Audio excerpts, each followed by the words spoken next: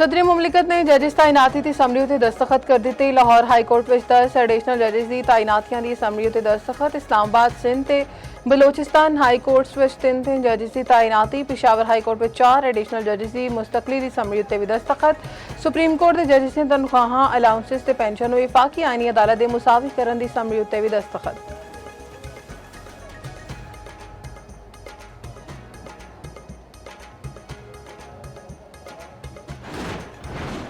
Azad Kashmir election का तीजा मरहला। Peoples party 2 नशिस्तां उत्ते कामयाब। जम्मू कश्मीर दस्तोबाजू पार्टी ने 1 सीट जित लई।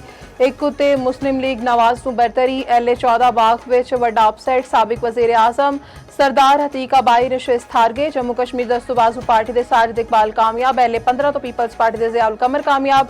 साबिक वज़ीर आज़म तनवीर इलियास नूं बदतरीन शिकस्त। LA 17 तो पीपल्स पार्टी के मौजूदा वज़ीर आज़म फैसल मुमताज स्टार्ट होर कामयाब। LA 16 विच मुस्लिम लीग नूं दे सरदार मीर अकबर खान अगे।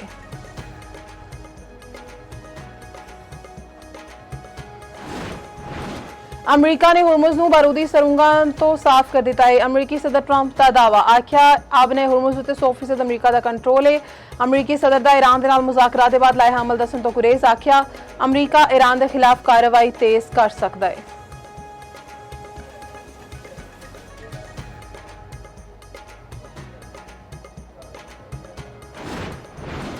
अमरीका ਲਈ पाबंदियां पॉलिसी नहीं आदत बन चुकी। ईरानी वज़ारत खारजा के तर्जुमान इस्माइल बाकायदा आखना है कि जदों अमरीका सिफारतकारी के जरिए मकासद हासिल करने में नाकाम होंदा है तो पाबंदियां का सहारा लेंदा है।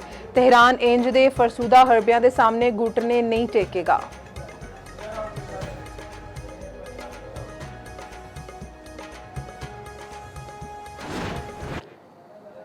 ते हुकूमत का पेट्रोलियम स्वाद कीमत बरकरार रखने का फैसला। पेट्रोल की फी लीटर कीमत 327 रुपए 62 पैसे रहेगी। फी लीटर डीजल 380 रुपए 86 पैसे उत्ते बरकरार।